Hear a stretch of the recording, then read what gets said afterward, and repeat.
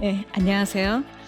저는 탈북 청소년들을 가르치는 대안학교인 여명학교의 조명숙 교장입니다. 여러분 만나게 돼서 너무 반갑습니다.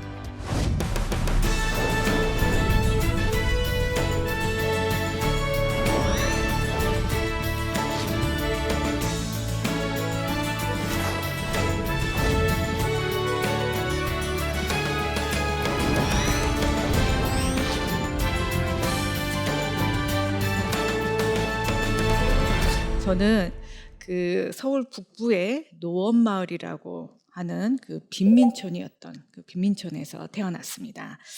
그곳은 가난한 동네였지만 사람들이 인정이 많았어요. 그래서 서로 의지하면 살았기 때문에 불우하다고 불행하다고 생각한 적이 없었습니다. 저희 어머니는 그 가난한 동네에서 열심히 일하셔가지고 구멍가게를 하나 내시게 됐어요.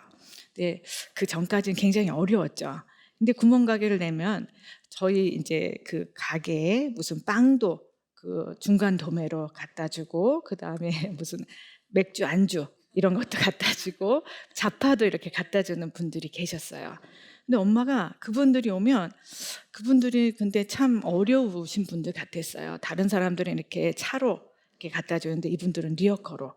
그래서 이제 수레로 끌고 와서 저희 집에다 배달하곤 했는데, 그분들이 오시면 엄마가 그렇게 밥을 공짜로 주시는 거예요. 또 집 배우는 아저씨 오시면 그 빈민촌이 집이 따닥따닥 붙어 있잖아요. 얼마나 고생이 많냐고. 그러면서 또 밥을 차려주세요. 근데 제가 아니 저렇게 공짜로 막 퍼주다가 우리 또 다시 가난하게 되면 어떡하나. 그래서 엄마한테 퉁명스럽게 엄마 저렇게 공짜로 주면 어떡해 이렇게 물어봤어요. 그랬더니 엄마가 막 웃으면서 야 세상을 재미있게 사는 게 나누는 거야 라고 말씀하시더라고요. 저는 그 뜻을 잘 이해를 못했어요. 근데 며칠 있다가 저희 할아버지가 외할아버지가 돌아가셨어요. 이제 장례를 치러야 되는데 저희가 구멍가게를 시작한 지 얼마 되지도 않았고 또 하루 벌어서 하루 먹고 살아야 되니까 문을 또 오래 닫기도 어려웠어요. 근데 엄마가 그냥 걱정을 안 하고 저희들 데리고 이제 장례를 치르러 간 거죠. 근데 한 며칠 만에 장례 끝나고 집에 돌아와 보니까 저희 집에 밥 먹었던 안주 할머니, 빵 아저씨, 집배원 삼촌이 셋이서 돌아가면서 저희 가게를 며칠 동안 보고 있었던 거예요. 근데 그 모습이 너무 재미있기도 하고 따뜻하기도 하고 든든하기도 하더라고요. 그래서 제가 이제 저한테 이렇게 나눔, 오늘의 주제가 나눔이잖아요. 나눔이라고 생각하면 이렇게 그 엄마의 그 세상을 재미있게 사는 그런 방법, 그게 또 떠올랐고요. 제가 이제 중학교를 가게 됐어요. 근데 중학교에서 중학교 2학년 때 이쁘고 얌전한 아이하고 짝을 하게 됐어요. 근데 얘가 너무 얌전하니까 반에서 존재감이 없었고 저는 막 날라리처럼 막 이렇게 그래서 이제 짝이 딱 되어 보니까 얘가 하루 종일 긴장한 상태로 이렇게 수업을 하고 있는 거예요. 그래서 왜 이렇게 긴장하지? 봤더니 선생님들이 시킬까 봐. 그래서 얘는 좀 내가 좀 도와줘야 되겠구나. 그래서 계속 농담을 했어요. 근데 얘가 못 알아듣는지 웃지를 않더라고요. 그래서 옆에서 이제 계속 그래도 관심을 가지고 계속 도와주고 그러니까 어느 날부터 웃기 시작해요. 그리고 저한테 자기 얘기를 하기 시작합니다. 이 아이는 베트남에서 온 난민이었던 거예요. 베트남이 1970년대에 이제 남북 베트남이 싸우다가 그러니까 북한이 통일한 거나 마찬가지로 베트공이 통일을 해버렸어요. 그래서 민주 세력들은 배를 타고 전 세계로 이제 난민, 망명을 한 거죠. 그 중에 한 무리가 우리나라에 온 거예요. 70년도 말에. 그래서 부산까지 왔다가 이 아이는 아버지가 월남 파병 군인이었고 베트남인 엄마 사이에서 태어난 거예요. 그러니까 우리 한국에 정착할 수 있었죠. 근데 그때 나이가 10살이 넘으니까 초등학교 1학년 때부터 이제 한글 같은 거를 배우고 이랬으면 실력이 늘었을 텐데 이미 나이가 너무 많이 들었으니까 5학년부터 들어간 거예요. 기초가 없으니까 실력이 안 쌓이겠죠. 그러니까 공부를 못할 수밖에 없는 거예요. 근데 선생님이 질문하면 답변 못하고 그럼 너무 창피하고 그리고 혹시 반 아이들이 자기가 베트남 출신이라는 거 알까 봐, 왕따 당할까 봐 하루 종일 긴장하는 거예요. 그래서 제가 이렇게 보고 걔 이름이 혜미였는데, 혜미야, 너는 언어의 장벽을 먼저 넘어야 돼. 그랬더니 얘가 정말 심각하게 어딨어? 내가 꼭 넘어볼게 이러는 거예요. 그래서 이거 심각하구나. 그래서 그날부터 친구가 되었고, 그다음에 이제 친구니까 좀 얘의 어려움을 좀 도와주고 싶잖아요. 그래서 공부를 가르쳐 줘야 되겠다라고 생각을 한 거예요. 근데 그때 혜미가 60등이고 제가 59등이었어요. 뭘 알아야지 가르쳐 주죠. 그래서 제가 열심히 공부를 해서 이제 가르쳐 주기 시작합니다. 그런데 이상한 일이 벌어진 거예요. 혜미는 60등, 55등, 50등 이렇게 천천히 이렇게 잘하는 반면 저는 59등, 갑자기 30등, 10등 이렇게 정말 가파르게 성장을 하는 거죠.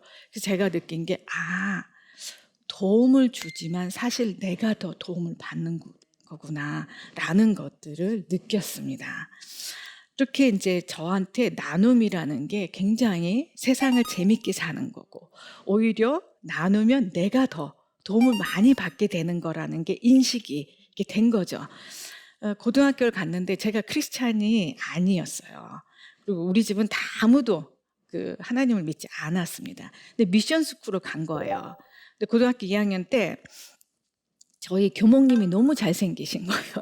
그래서 친구들하고 내기를 했어요. 저 교목님하고 얘기를 가장 길게 하는 사람한테 떡볶이를 몰아주자. 그래서 제가 문 딱 열고 들어가서 선생님, 교목님, 목사님, 예수가 누구예요? 그랬더니 목사님이 너 잘 만났다 그러면서 아담 이브서부터 시작해가지고 아브라함 다윗 막 나오니까 1시간 넘게 얘기를 하게 된 거죠. 그래서 제가 1등 했죠. 그런데 그 끝에 목사님께서 얘야, 그런데 선생님하고 약속 하나 하자. 오늘부터 교회를 다녀라. 저희들은 또 단순하니까 약속을 하면 또 지켜야 되잖아요. 그래서 그날부터 교회를 갔어요. 근데 그날이 첫날 간 날이 공교롭게도 성찬식이었어요. 그래갖고 뭐 전도사님이 학생부 전도사님이 이쪽에 여자 한 명, 이쪽에 한 명, 남자 한 명 와서 이렇게 포도 주스 그걸 이제 빵이랑 나눠주면서 이 포도 주스를 포도주라고 생각하고 마셔라 이러시는 거예요. 저희 빈민촌에서 늘 사람들 술 먹는 걸 제가 봤잖아요. 그러면 포도주스를 술처럼 먹으면 되는구나. 그래서 전도사님이 따라주자마자 제가 이제 같이 나온 남학생한테 건배를 한 거예요. 짠! 건배하고 원샷! 제가 보니까 목사님 뒷목 잡고 계시고 너무 분위기가 이상한 거예요. 그래서 뭐가 잘못됐나? 이제 그렇게 제 신앙생활이 시작된 거죠. 겨우 목사님하고 약속만 지켰지 그냥 별로 그냥 이렇게 심각하게 또는 진실되게 교회를 다니지 않았어요. 근데 대학교 3학년 때 제가 우연히 길을 가는데요. 그 교회 앞에 하나의 그 성경 구절이 딱 있더라고요. 그 성경 구절을 보면서 제가 감동을 받았어요. 그게 뭐냐면 요한복음 15장 13절에 사람이 친구를 위하여 자기 목숨을 버리면 이보다 더 큰 사랑이 없나니. 근데 이게 어떻게 느껴지냐면 저는 그 전까지는 사람은 다 겉으로 말을 안 해도 뭐 잘난 사람, 못난 사람, 배운 사람, 못 배운 사람, 있는 놈, 없는 놈 이래가지고 다 계층이 있다고 생각을 했어요. 근데 이 성경 구절에는 사람이 아무리 목숨을 버려도 동등한 입장에서 친구의 입장으로 해야지 사랑이다.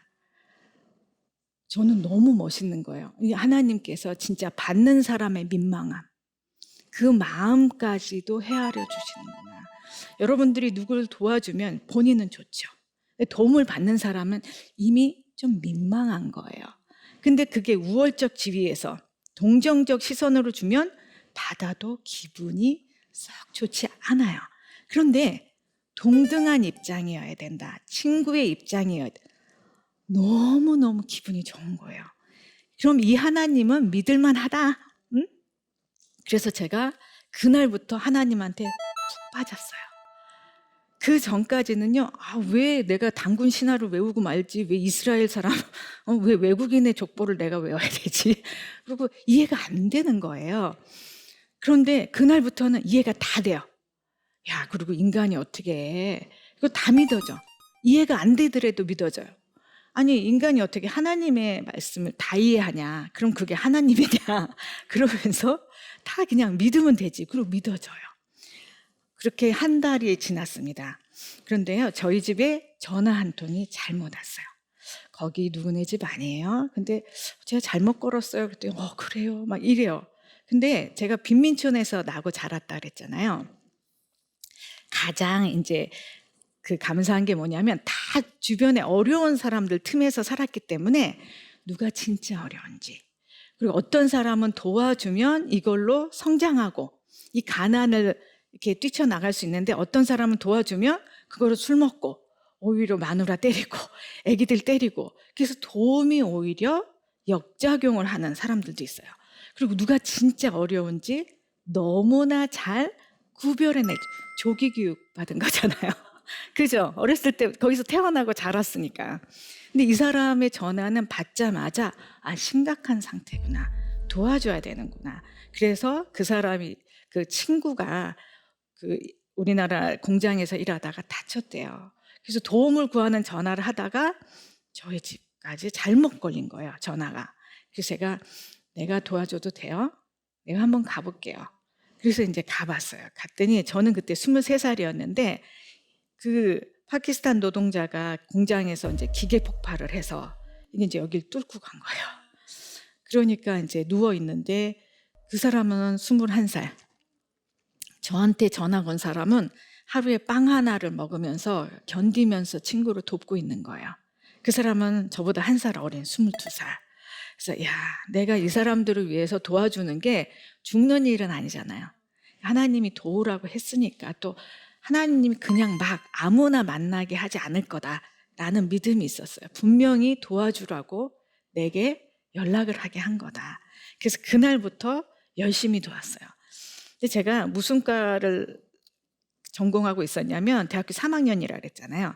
한문교육, 맹자왈, 공자왈 하는 그런 과예요. 근데 파키스탄 외국인 노동자의 산재, 여기에 제가 배운 게 도움이 됐을까요? 전혀 안 되죠. 그리고 이제 어렸잖아요. 그래서 기도만 했어요. 근데 여러분, 인간의 최대치의 역량보다 하나님의 최소한의 지원, 둘 중에 어떤 게 더 힘이 클까요? 그렇죠. 그러니까 제가 열심히 기도하고 했더니 하나님께서 직접 도와주셔서 일이 너무 잘 되는 거예요. 그래서 제가 어쩔 수 없이 외국인 노동자를 전문적으로 돕기 시작했어요. 왜냐하면 일이 너무 잘 풀리는 거예요. 그러니까 다 저한테 가져오는 거죠. 그래서 이제 외국인 노동자를 위한 전문 사회운동가가 됐습니다. 그런데요, 외국인 노동자 중에 중국 교포들이 참 많았어요. 지금도 그렇잖아요. 중국 교포들이 와서 일하는 분들이 많잖아요. 제가 이제 그 외국인 노동자들을 이렇게 도왔잖아요. 근데 참 희한한 경험을 하게 돼요. 그 뭐냐면, 저는 이분들을 도와줬는데 전도를 하지 않았어요. 왜냐하면 제가 이제 하나님이 너무 좋았지만 하나님에 대해서 지식적으로 몰랐잖아요. 그런데 방글라데시나 파키스탄에서 오신 무슬림들은 모태신앙이에요. 그러니까 태어나면서부터 너무너무 그 구약을 읽고 뭐 코란을 읽고 이런 사람들인데, 저는 너무 몰랐기 때문에 저 때문에 제가 이렇게 논쟁에서 질까봐, 저 때문에 하나님이 창피당할까봐 감히 전도를 하지 못했어요. 근데 어느 날 방글라데시 그 노동자가 손가락 2개가 잘렸는데 저를 이렇게 보고 저한테 오면서, 누나는 왜 우리 같이 이런 사람들을 도와요? 그래서 왜? 그랬더니 다른 사람들은, 한국 사람들 중에 99%는 자기네들한테 관심이 없고, 관심 있는 사람은 전도하려고 도와준다는 거예요. 근데 누나는 모르겠어요. 그래서 제가 이제 물어보니까 솔직하게 얘기해야죠. 나는 하나님이 너무 좋아. 하나님이 고아와 과부와 나그네를 도우라고 했잖아. 그리고 내가 너네들을 돕다 보니까 너네들이 너무 좋아. 그래서 좀 도와주고 싶었어. 그랬더니 이 사람이 이렇게 보더니, 누나, 내 손가락 2개 잘린 그 보상이나 이런 걸 누나가 도와줬다고 내 목숨보다 귀한 신앙을 바꿀 수는 없어요. 그런데 누나가 아무 조건 없이 도와줬으니까 나도 우리나라에 가서 박해받는, 핍박받는 크리스찬들을 누나처럼 도와줄게요. 그래서 감옥 가는 그 크리스찬들을 제가 빼내줄게요. 이 사람 이미 하나님한테 문이 열린 거죠. 저는 그 전까지는 이 선교의 열매는 전도라고 생각했어요. 그런데 제가 그걸 느끼면서 이렇게 도와주면서 그 사람들의 마음밭을, 그래서 그 강팍한 그 밭에 정말 돌을 골라내는 일도 선교구나라고 생각을 했습니다. 그래서 굉장히 저는 외국인 노동자들하고 굉장히 친하게 먼저 친해졌고, 누나, 동생, 언니, 오빠 이러면서 되니까 더 우리 친구나 언니, 오빠가 어려움을 겪으면 더 도와주고 싶잖아요. 그래서 열심히 도와서 아주 친하게 지냈죠. 그리고 제가 이제 일하다가 너무 잘생긴 남자를 만나게 돼요. 그래서 그분하고 결혼을 하는데 그 피난처, 난민지원 단체의 피난처의 이호택 대표가 제 남편이에요. 아주 잘생겼어요. 절대 확인하시면 안 됩니다. 제 눈엔 정해인처럼 생겼어요. 네. 그리고 이제 결혼을 하게 되니까 그 중에서 가장 많은 숫자인 중국인 언니 오빠들을 좀 만나 뵈려고 97년도 4월 말에 중국으로 간 거예요. 근데 그때 중국 교포들이 이런 나도 외면할 수 없는 사람들이 있는데 좀 도와달라라고 얘기를 해서 제가 만나게 됩니다. 근데 만나보니까 그때 당시 북한의 식량난으로 정말 먹을 게 없어서 국경을 넘었던 탈북자들을 만나게 되는 거죠. 그 탈북민들을 만나서 이분들이 이제 좀 도움받고 북한으로 다시 돌아가는 사람들은 오히려 편했어요. 그런데 자기 못 돌아가겠다. 왜냐하면 죽을 것 같아서 나왔는데 그 사람들을 다시 죽게 할 수는 없었잖아요. 그래서 같이 살기 시작했죠. 그런데 살면서 보니까 중국의 경찰들, 공안들이 언제 잡으러 올지 모르겠는 거예요. 그래서 늘 긴장 상태인 거죠. 이분들이 인간답게 살려면 한국으로 가야 되겠구나라는 생각을 했고, 같이 이제 한국으로 직접 못 오니까 베트남 국경을 넘어서 한국으로 이렇게 데려오기로 했습니다. 그런데 국경을 넘는다는 게 그것도 여권 비자 없이 굉장히 위험하잖아요. 저는 너무 겁이 많고 무서워서 하기가 싫었어요. 근데 우리가 넷이서 일했는데 둘은 오누이, 둘은 이제 부부, 저희 부부. 근데 저를 빼고 남편하고 이 용감한 사역자들이 그 위험한 길을 어떻게 탈북자들만 넘기겠냐. 그러면서 앞장서서 일어서 나가는 거예요. 그래서 저는 얼떨결에 그러면서 같이 가게 됐죠. 저하고 소장은 베트남 쪽에 먼저 가 있고, 저희 남편하고 다른 간사는 중국과 베트남 국경까지 탈북자들을 데려오는 일을 했고요. 거기가 전부 땅이 지뢰가 많아서 물로 되어 있는 그런 곳을 줄다리기 하는 동아줄 있죠. 그걸 가지고 가서 이제 이쪽에다 묻고 베트남 쪽에다 묻고, 저희 소장이 이제 헤엄을 쳐서 중국 쪽에다 묶어서 탈북자들이 이렇게 잡고 국경을 넘게 했습니다. 나는 무슨 역할을 하면 되지? 그랬더니 저희 소장이 저를 손을 탁 잡고 너는 시장에 가서 화장도 예쁘게 하고 그러고 따라와. 그래서 내가 웬 국경 넘는데 꽃단장이야? 그러면서 뭐 아이섀도우도 사고 립스틱도 사고, 제가 화장을 할 줄 몰라요. 그러니까 모르니까 열심히 하게 되잖아요. 눈썹도 까맣고, 그 다음에 아이섀도우 파란색을 막 이만큼 칠하고 립스틱도 빨간 거 막 이렇게 칠하고, 보니까 거울을 딱 보니까 패왕별이 그 경극에 나오는 그렇게 있는 거예요. 그래서 어떻게 했더니, 국경으로 우리가 탈북자들이 국경을 넘을 때 너는 공안들이, 그러니까 국경수비대 군인들이 못 오게끔 반대쪽으로 가서 군인들 좀 교란시켜, 이러는 거예요.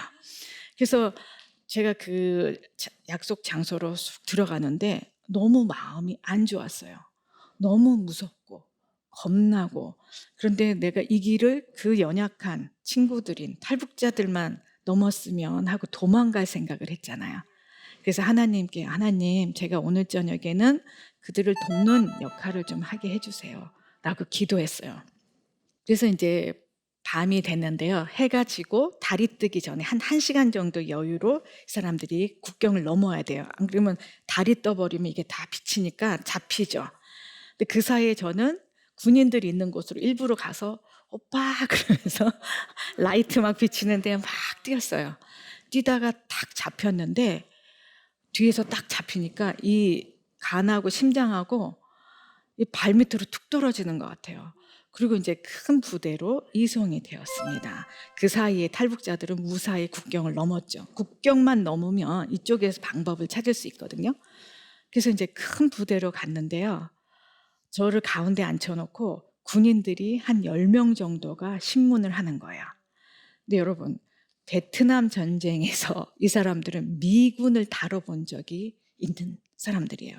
그리고 그때 97년도였는데 20년 전에 전쟁을 했기 때문에 아직도 그 노하우가 있는 군인들이 아직 국경에 군대에 있는 거죠.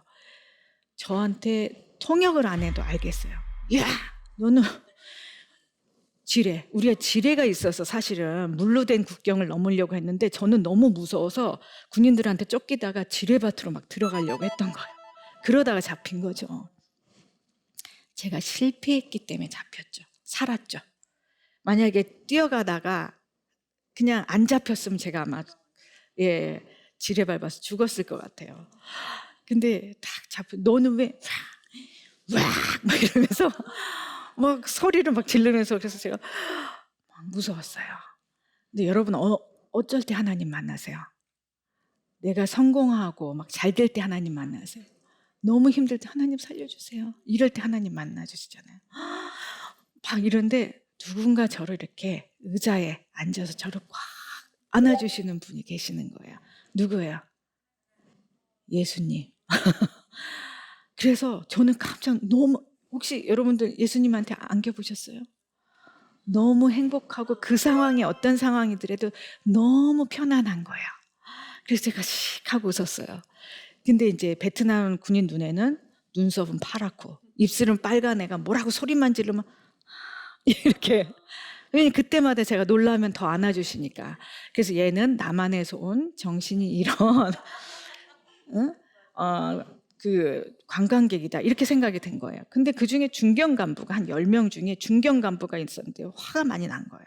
왜냐면 자기 부하들이 다 저한테 이제 속고 있으니까. 자기가 봤을 때 너무 수상한 거죠. 그러니까 벌떡 일어나서 저한테 따라오라 그러더라고요. 그래서 얼떨결에 따라갔어요. 근데 어느 쪽문으로 딱 들어가고 제가 딱 들어가니까 문을 딱 잠그는데 보니까 자기 개인 방인 거예요. 그 침대가 하나 놓여져 있고 위에는 그 전구, 그 백열등이 굉장히 촉이 낮으니까 음침하잖아요. 근데 이 사람이 딱 뒤를 돌면서 저를 우아래로 막 쳐다봐요. 제가 신혼여행 간 거잖아요. 신혼의 신부가 중국에 갔다가 탈북자들을 만나서 하나님, 저 불쌍한 탈북자들을 살리기 위해서 무슨 짓이든지 하겠습니다. 근데 신혼 여행 온 신부가 전혀 생각하지 못한 무슨 일이 막 일어날 것 같은 거예요. 근데 순간 제가 어떤 생각을 했냐면 내가 이 군인하고 잠을 자야 되나? 왜냐하면 지금 제 남편과 그리고 제 동료들과 불쌍한 탈북자들을 살려야 되나? 그렇게 순간적으로 생각이 드는 거예요. 근데 누군가 꿀밤으로 탁 때리는 것 같아요. 네 하나님이 그렇게 힘이 없으신 분이시냐? 이런 깨달음을 주시는 거예요. 그래서 하나님이 당신이 사랑하는 탈북자를 돕겠다는 어린 사역자의 민망한 희생을 원하지 않으실 것 같아요. 그래서 제가 이건 아니다. 그래서 이렇게 쳐다봤어요. 근데 이 사람하고 저하고 눈싸움을 하는데 누군가 제 앞에서 저 대신해서 눈싸움을 하고 계신 분이 계셨어요. 누구예요? 예수님. 그래서 저는 이렇게 봤어요. 그랬더니 이 사람이 한 5분 정도 있다가 자기한테 돈을 달라는 거예요. 근데 제 주머니에는 이제 아침에 아이샤도우 사고 립스틱 사고 이거 남은 돈이 있었어요. 그래서 한 20불을 싹 줬더니 이 사람이 너무 행복해하면서 나가는 거예요. 그 다음에 더 놀랐어요. 방금 전까지 저를 신문하던 10몇 명의 군인들이 한 명씩 문을 닫고 들어오는 거예요. 여러분, 제가 그때 만약에 하나님을 몰랐더라면, 인본주의 성향이 강해서 하나님이 원하지도 않는 희생을 하겠다고 그 사람을 끌어안았더라면 그 다음 장면이 어떤 거였겠어요? 그리고 제가 만약에 하나님을 모르는 탈북 여성이었더라면, 그래서 사람들 들어올 때마다 제가 이렇게 돈을 줘서 이 돈이 어느 순간 딱 떨어진 거예요. 근데 하나님은 완벽하게 동행하세요. 돈이 떨어져서 이제 난 죽었구나. 왜냐하면 한 명씩 문을 닫고 들어왔기 때문에 저는 저쪽이 안 보이는 거예요. 몇 명이 남아있는지 계산이 안 돼요. 그리고 너무 무서운 상황이잖아요. 근데 이게 뭐 쉬어서 줄 수가 없어요. 그래서 제가 이러다가 돈이 어느 순간 다 떨어진 거예요. 그래서 나 이제 죽었구나. 그런데 첫 번째 남자가 들어온 거예요. 이게 정확하게 맞춘 거죠. 이 금액이랑 이 숫자랑 정확하게 제가 그냥 쥐어서 줬는데, 이거는요 인간은 할 수 없는 일이에요. 그러니까 그게 제가 한 게 아니기 때문에 자랑할 것도 못 되고 저는 감사할 뿐이에요. 그래서 제가 그러면서 이 사람들이 빨리 이 사람들 데리고 그 하노이에 있는 한국 대사관으로 데려가라. 자기네들 뇌물 받았으니까 자기가 보기에는 우리가 관광객인데 멍청하게 이제 이상한 데로 온 거예요. 그래서 빨리 가라고. 그 오면서 제가 깨달은 게 뭐냐면, 정말 큰 도움은, 가장 큰 도움이자 나눔은 다른 게 아니고 하나님을 알려주는 거예요. 제가 돕는다고 그 국경에서 죽을 고비에 있는 사람을 도울 수 있겠습니까? 저는 도울 수 없어요. 그런데 하나님을 그 사람이 알게 되면 하나님께서 직접 그 사람들을 도울 거라는 거죠. 그래서 제가 깨달은 게, 어린 시절의 제 어떤 경험과 그 다음에 하나님을 만나고 그 외국인 노동자와 난민들을 제가 사역하면서 내가 정말 친하게 했더니, 먼저 사귀었더니 이 사람들하고 친구가 되었고, 친구가 되니까 목숨까지 같이 걸어도 되는 그런 사랑을 하게 되는구나. 그런 나눔이 진정한 나눔이구나. 근데 그거보다 더 중요한 게, 제가 끝까지 도울 수 있고, 제가 목숨이 하나밖에 없잖아요. 그 친구를 2번, 3번 도와줘야 될 때에도 공교롭게 있잖아요. 인생을 살다 보면 죽을 고비가 한 번만 겪는 게 아니죠. 그래서 진정한 도움은 정말 하나님을 만나게 하는 것이다 라는 생각이 들었습니다. 그래서 제가 정말 먼저 사귀고 그 다음에 나누어라. 저희가 나눔을 할 때는요 굉장히 복잡하게 생각을 하시잖아요. 그죠? 그런데 사실 자기랑 친한 사람은 나누게 돼 있잖아요. 나누지 말라고 그래도 나누게 되어 있죠. 그래서 사역을 할 때 먼저 친해지고 그리고 나눠야 된다. 지금도요, 저는 여명학교를 이제 운영을 하는데요. 아이들하고 먼저 친해져요. 그러면요, 떡볶이도 해주고 싶고요. 교장이 맨날 떡볶이 하고요. 오뎅에서 아이들 주고요. 막 이렇게 해요. 그리고 애가 어려움이 있으면 제가 정말 풀어주고 싶어요. 정말 간절하게 기도하고 풀어주고 싶어요. 그래서 오늘의 주제, 정말 하나님께서 사람이 친구를 위하여 자기 목숨을 버리면 이보다 더 큰 사랑이 없다라고 얘기를 했잖아요. 그 과정들이 저는 이렇게 해석이 되었고, 먼저 사귀고 먼저 나누시는 여러분이 되셨으면 좋겠습니다. 예, 오늘 강의는 여기까지 하도록 하겠습니다. 혹시 오늘 강의 들으시고 질문 혹시 있으실까요? 네.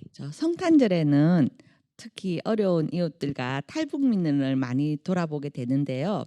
특히 탈북민들을 위해서 도와줄 수 있는 좋은 방법이 있을까요? 네. 성탄절 저희 아이들은 모르고 살았을 거잖아요. 그래서 성탄절이 처음에 왔을 때 탄부절인가 이렇게 생각을 했대요. 이게 뭐냐면 탄광에서 일하시는 그 노동자들을 위한 날이 또 있대요. 그래서 그날인 줄 알았는데, 그래서 굉장히 또 와보니까 빨간 색으로 막 칠을 하니까 '아 여기도 공산주의 그 탐부조를 지키는구나.' 이렇게 생각을 했다 그래요. 그래서 사실 그게 뭔지 잘 몰라요. 근데 예수님이 너희를 위해서 이렇게 세상에 오신 날이다. 근데 그거를 기념하는 작은 선물이랄까. 그다음에 요즘에 코로나로 굉장히 어려워요. 왜냐하면 이분들이 직업이 사실 시간제 아르바이트가 주로 많은데 부모님들이 이게 코로나로 그 부모님들이 일자리가 먼저 없어진 거예요.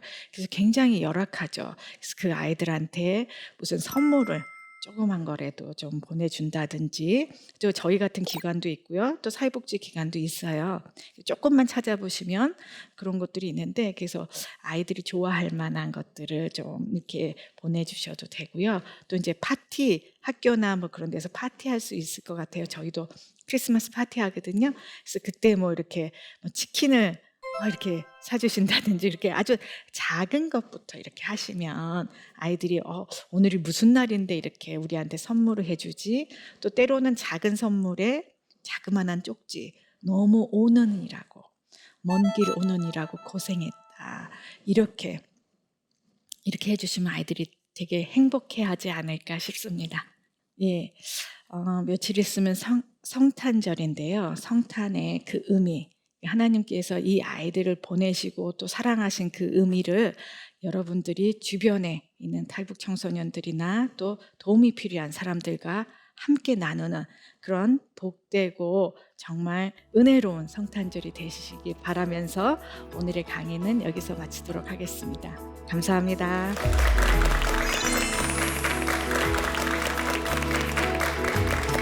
오늘의 주제가 나눔이잖아요. 저한테 나눔이라는 게 굉장히 세상을 재밌게 사는 거고, 오히려 도움을 주지만 사실 내가 더 도움을 받는 거구나 라는 것들을 느꼈습니다. 여러분들이 누굴 도와주면 본인은 좋죠. 도움을 받는 사람은 이미 좀 민망한 거예요. 근데 그게 우월적 지위에서 동정적 시선으로 주면 받아도 기분이 썩 좋지 않아요. 그 외국인 노동자와 난민들을 제가 사역하면서 내가 정말 친하게 했더니, 먼저 사귀었더니 이 사람들하고 친구가 되었고, 친구가 되니까 목숨까지 같이 걸어도 되나 그런 사랑을 하게 되는구나. 그런 나눔이 진정한 나눔이구나. 근데 그거보다 더 중요한 게 정말 큰 도움, 가장 큰 도움이자 나눔은 다른 게 아니고 하나님을 알려주는 거예요.